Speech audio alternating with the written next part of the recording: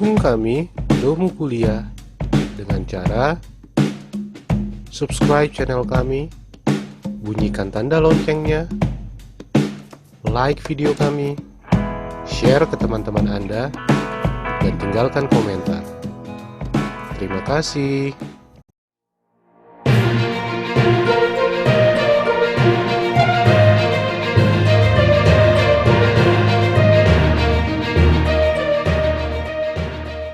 Nah, kita masuk yang terakhir ini ke indikator pemberdayaan sosial masyarakat. Ini yang terakhir ya. Indikator ini artinya tolak ukur bagaimana keberhasilan suatu program suatu pemberdayaan sosial masyarakat itu. Nah, indikator pemberdayaan masyarakat yang disebut sebagai Empowerment Index atau indeks pemberdayaan adalah adanya kebebasan mobilitas atau kebebasan gerak. Kemudian kemampuan membeli komoditas kecil, contoh ya makanan, pemenuhan makanan atau pakaian, ya. Kemampuan membeli komoditas besar, contoh mampu membeli rumah, ya, atau membeli kendaraan. Gitu. Terlibat dalam pembuatan keputusan-keputusan rumah tangga, oke? Kebebasan relatif dari dominasi keluarga, ya. Kemudian kesadaran hukum dan politik, keterlibatan dalam kampanye dan protes-protes. Kemudian jaminan ekonomi dan kontribusi terhadap keluarga, artinya kedelapan hal ini menjadi indikator atau menjadi tolak ukur tercapainya sebuah pemberdayaan. Nah, kemudian menurut Nugroho bahwa indikator pemberdayaan adalah akses, dalam arti ada kesamaan hak dalam mengakses sumber daya produktif di dalam lingkungan. Kemudian partisipasi, yaitu adanya keikutsertaan dalam mendayagunakan aset dan sumber daya yang terbatas tersebut. Kemudian kontrol, yaitu bahwa laki-laki dan perempuan mempunyai kesempatan yang sama untuk melakukan kontrol atas pemanfaatan sumber daya tersebut. Keempat, manfaat, yaitu bahwa laki-laki dan perempuan harus sama-sama menikmati hasil-hasil pemanfaatan sumber daya dan pembangunan secara bersama dan setara.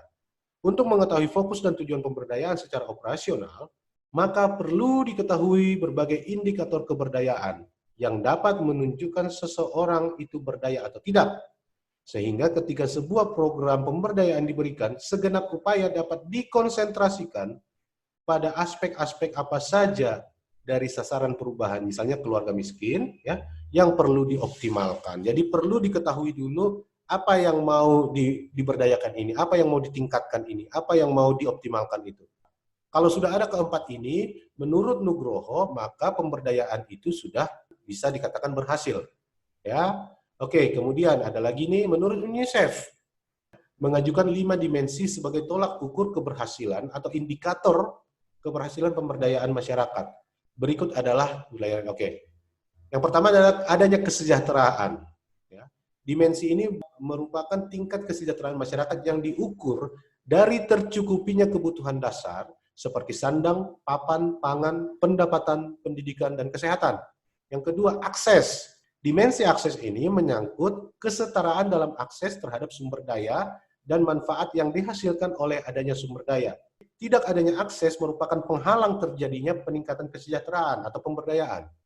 Kesenjangan pada dimensi ini disebabkan oleh tidak adanya kesetaraan akses terhadap sumber daya yang dipunyai oleh mereka yang berada di kelas lebih tinggi dibanding mereka dari kelas rendah, yang berkuasa dan dikuasai, pusat dan pinggiran.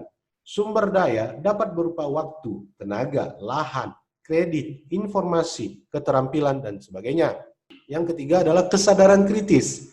Kesenjangan yang terjadi dalam kehidupan masyarakat bukanlah tatanan alamiah yang berlangsung demikian sejak kapanpun atau semata-mata memang kehendak Tuhan, melainkan bersifat struktural sebagai akibat dari adanya diskriminasi yang melembaga. Keberdayaan masyarakat pada tingkat ini berarti berupa kesadaran masyarakat bahwa kesenjangan tersebut adalah bentukan sosial yang dapat dan harus diubah. Harus ada kesadaran itu. Jadi kalau masyarakatnya belum memiliki kesadaran kritis, berarti mereka masih terpengaruh, masih dipengaruhi, atau bahkan masih takut dengan penguasa, sehingga nggak mampu dan nggak berani mengeluarkan pendapatnya, mengeluarkan pandangan-pandangannya. Nah, partisipasi. Keberdayaan dalam tingkat ini adalah masyarakat terlibat dalam berbagai lembaga yang ada di dalamnya.